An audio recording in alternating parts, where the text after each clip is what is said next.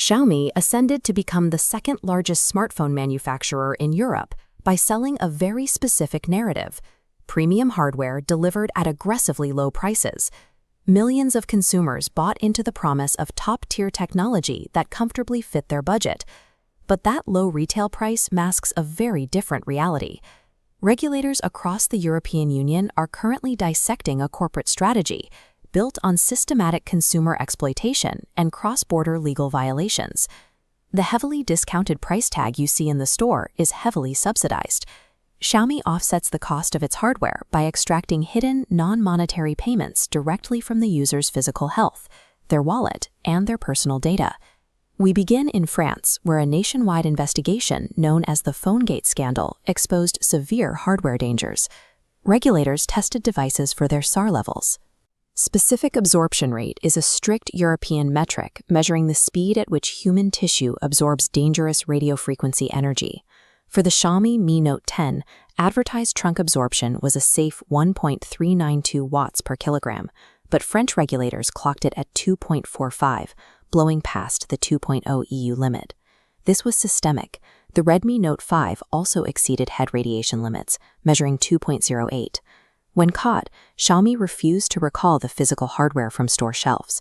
They quietly pushed remote software updates to throttle the device's antenna power. This negligence resulted in consumer advocacy groups filing formal criminal complaints with the Paris Public Prosecutor's Office for endangering the lives of others. By ignoring established safety thresholds and relying on post-purchase software patches to fix dangerous hardware, the manufacturer used European citizens as unconsenting biological test subjects.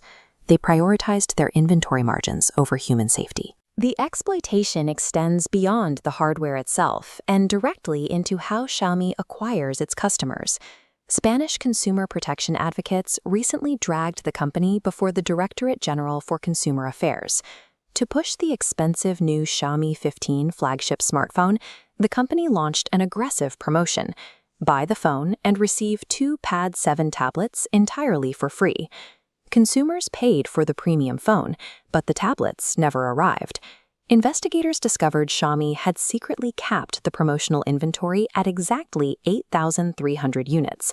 Knowing the stock was exhausted, they deliberately kept the promotional countdown timers live on their website to continue siphoning high-ticket sales.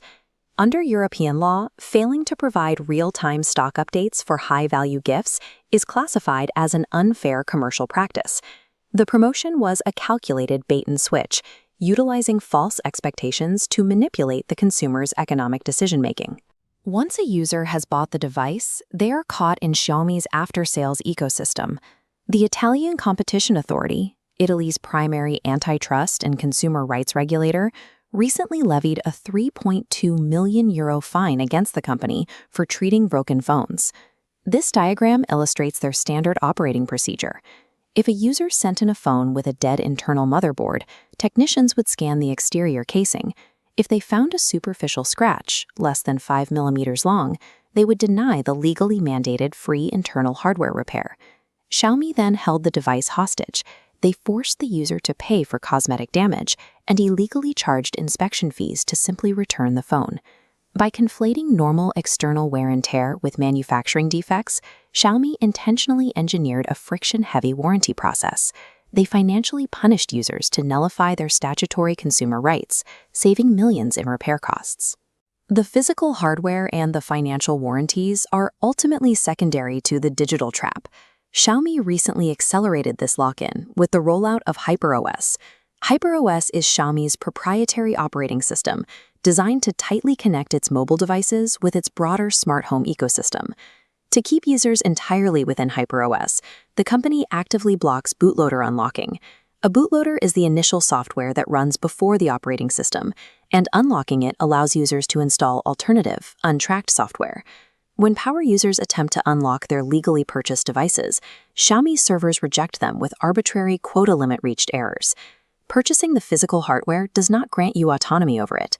The consumer remains locked inside a heavily controlled proprietary environment against their will. Why go to such lengths to trap users inside an unmodified software environment? The answer is data extraction. In 2024, the European Center for Digital Rights, known as NIBE, filed a comprehensive privacy complaint. NOIB is an advocacy group that enforces the General Data Protection Regulation across the EU.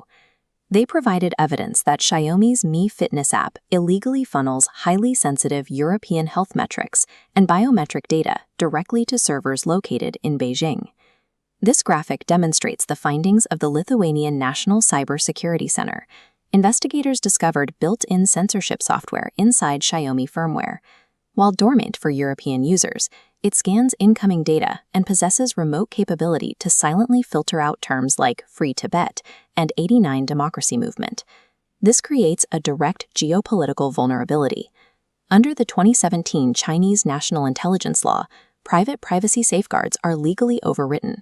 Xiaomi is required by law to provide state intelligence agencies with access to this extracted European data upon request. The budget price tag is an illusion. The steep discount you receive at the checkout counter is paid for with your consumer rights, your physical safety, and your data sovereignty. If a piece of technology is suspiciously cheap, the consumer is the product.